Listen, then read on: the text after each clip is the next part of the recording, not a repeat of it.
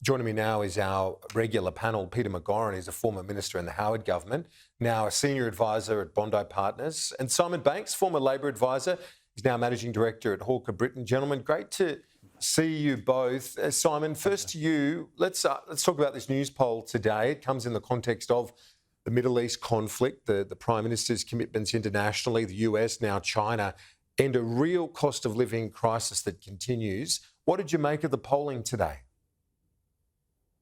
Yeah, look, I mean, the polling is interesting, but I don't find it particularly surprising. I mean, the government is still slightly ahead of where it was at the last election, but I know that some of the kind of the sub-analysis of it has looked at issues about how different types of Australians are being impacted at the moment. And I think the cost of living pressures, what will happen with interest rates tomorrow are a really important part of that narrative. I think if you look at that poll, what it shows is that those people who feel they're under the most financial pressure are those that probably have the least favourable view of the government.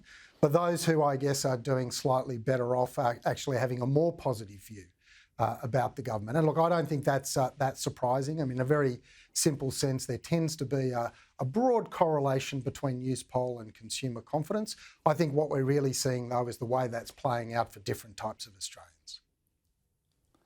Peter McGauran, what's your read on that? And I ask you in the context of the cost of living question on the one hand, but then the Prime Minister with these international commitments on the other, and it being read that his overseas travel is not necessarily in line with showing he's really tapping into the concerns of Australians right now, but they are important visits, aren't they, Peter?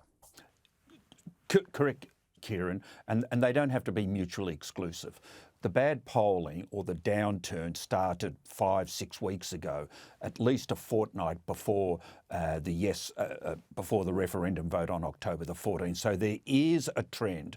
I'd agree, and I'm sure Simon would agree with me. It's not panic stations. You need a trend of a longer duration than we're seeing. But the gloss has come off Anthony Albanese to a large extent for many of the reasons that have been articulated, particularly the cost of living. Overseas trips, I don't think that's as big a problem, Kieran, as what the Prime Minister's doing in between them. I don't think he's doing enough. If he wants any gratuitous advice, and I'm sure he doesn't, I'd stop the meet and greets that seem to dominate on the times when he is on Australian soil. I wouldn't let him out of a suit and a tie, and I'd have him focused on those cost of living issues. I think Australians understand that it's the conference season and they're all very important visits, critical to our well-being and our standard of living. But when he is in Australia during this period of strain and stress, he's not seen to be doing enough.